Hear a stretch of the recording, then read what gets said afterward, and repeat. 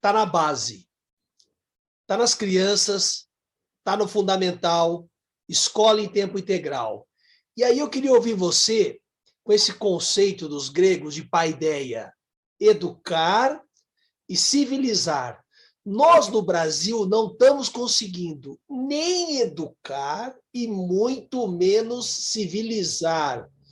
Você acha que aí na educação fundamental e tempo integral, professores bem remunerados, bem qualificados, essa garotada se apropriando, se possível, do conhecimento, do biscoito fino, para virar um ser autônomo? Porque, senão, esse lixo Big Brother Brasil vai continuar fazendo as cabeças. Hoje, inclusive, foi muito interessante, um artista internacional, não vou citar o nome, inglês, ganha milhões de dólares, faz sucesso, lota arenas, e ele botou lá uma frase de um beatnik lá, coisa e tal, e eu fui e comentei, 3 pontinhos, and Marx too.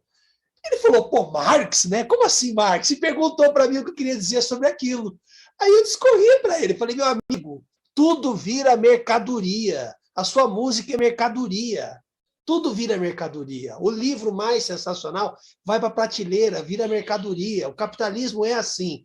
Então, eu te pergunto, aí eu fiz essa abertura, aí eu volto. Você acha que é no fundamental que a gente transformaria essas crianças para que elas tivessem uma nova visão? Será que não é possível uma espécie onde 70%, 80% fale sobre poesia, literatura, filosofia, e só fique os 90%, 80% fica falando de BBB, Big Brother Brasil, ou estadunidense, ou europeu, ou português? Como é que você vê? Você acha que é possível? Isso é uma utopia minha.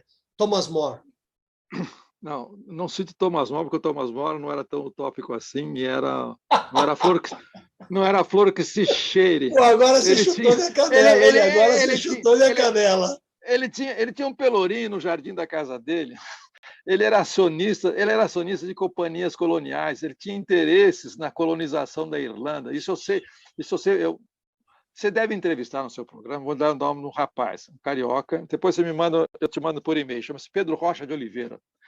Ele escreveu um livro que está no prelo, ainda deve sair o ano que vem pela editora Elefante, um livro do Barulho chamado O Discurso Filosófico da Acumulação Primitiva. Então ele vai estudar os três porquinhos. Eu conhecia só os 2 primeiros, não conhecia o terceiro porquinho, da grande explosão científica iluminista do fim do século XVI e início do século XVII na Inglaterra. O Bacon, Thomas More e um cara chamado John Smith. Curiosamente, todos os 3 estavam interessados na colonização da Irlanda. Não sei por quê, coincidência. O Bacon, quando começou a teorizar sobre a ciência nova que vinha pela frente, ele estava interessado em muitas coisas, principalmente era em guerra e melhorar a tecnologia de guerra com as invenções, por aí vai. Então, ele faz uma anatomia desses 3 pilares da modernidade e do iluminismo europeu e vai dar nisso que nós estamos vendo agora. Bom, então, convide, ele vai ter muitas coisas a contar sobre esses pais fundadores da modernidade esclarecida, digamos, da sociedade dos peritos e companhia bela. E tem coisas interessantes a dizer e pesquisa mesmo no texto. Ele é historiador, filósofo, e enfim, é um carioca com os pés no chão, sabe o que é o Rio de Janeiro, estuda aquilo, enfim. E, além do mais, tornou-se psicanalista. Você gosta dessas coisas? Ele sabendo que vai perder o emprego como professor na universidade, que a universidade vai acabar, universidade pública no Rio. Quando eu acabar, vou perder meu emprego, eu preciso de uma profissão, não vou ser morador de rua. Então, ele fez preventivamente uma formação em psicanálise, está clinicando também, para ganhar os seus trocados. Bom, enfim, é uma pessoa completa. Então, convide Pedro Rocha de Oliveira. Bom, fechado. Bom, então, vamos voltar à sua utopia. Não acho que é uma utopia, mas é uma utopia perfeitamente realizável, dadas determinadas condições de pressão e temperatura, realizável, isto é, o famoso ensino fundamental. Mas há várias concepções do que vem a ser ensino fundamental, o que significa educação, o que significa a maneira pela qual nós interpretamos a paideia grega e por aí vai. Mas eu acho que fora daí não há solução. Então, aí começa a encrenca. Olha, eu vou falar demais, hein? Embora eu não seja especialista, começa a encrenca. Aí nós começamos com as métricas de funcionamento do bom ensino fundamental. Todo mundo está de acordo que com o ensino em geral, mas sobretudo o ensino médio e sobretudo o fundamental no Brasil é um lixo. E lixo já é elogio, é uma barbaridade que se faz com criança. Quando criança chega numa escola, enfim, e que se faz com os professores. Eu não dissocio uma coisa da outra.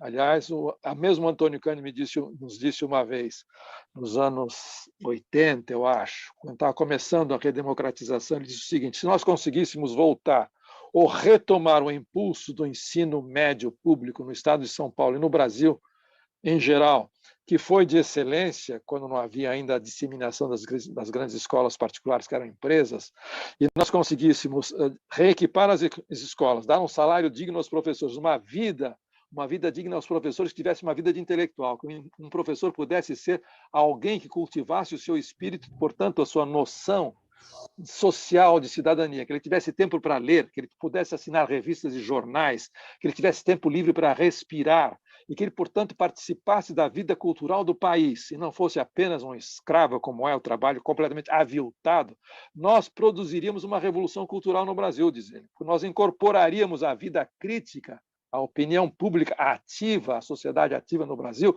1 milhão de professores, como aconteceu um século atrás, no fim do século XIX, início do século XX, na Europa.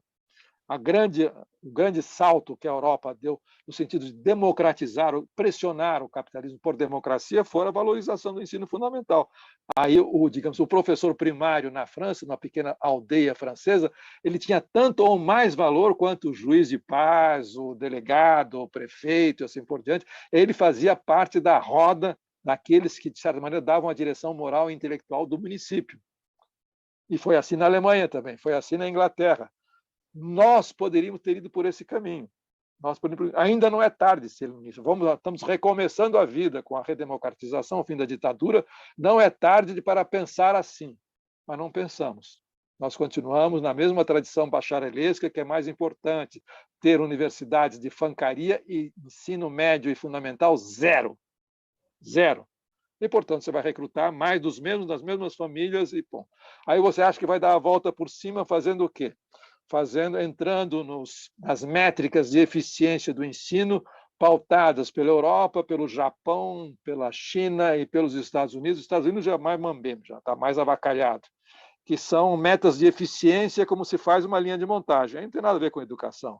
Aí o primeiro prêmio de matemática, o primeiro prêmio de robótica, o primeiro prêmio disso não significa absolutamente no que diz respeito à educação no sentido de domar esses demônios do qual nós estamos falando. Domar é uma expressão, de certa maneira, é negociar com esses demônios num sentido civilizado, que é o que nós entendíamos por socialismo há uma geração ou duas atrás. É disso que se trata. Então, se nós... Primeira providência, ao dizer que eu vou investir um político qualquer, enfim, não falamos disso, dizer que eu vou investir em educação, primeiro ele está mentindo que não vai investir coisíssima nenhuma e nem existe mecanismo para isso, porque o orçamento, quando ele recebe o orçamento já está comprometido. A luta de classe se dá sobretudo no orçamento. Você se asfixia quem você quer asfixiar ali no orçamento. É o que o Bozo está fazendo, está cortando tudo. É claro que está no desespero de campanha, mas outra coisa. A primeira coisa que alguém que se propõe a mexer nessa área diz assim, eu vou fazer, mas as minhas métricas serão diferentes. Começa por aí. As minhas métricas serão diferentes. Eu quero que as crianças, além de aprender o básico de uma civilização tecnológica, que é assim desde o Neolítico Superior, não tem como.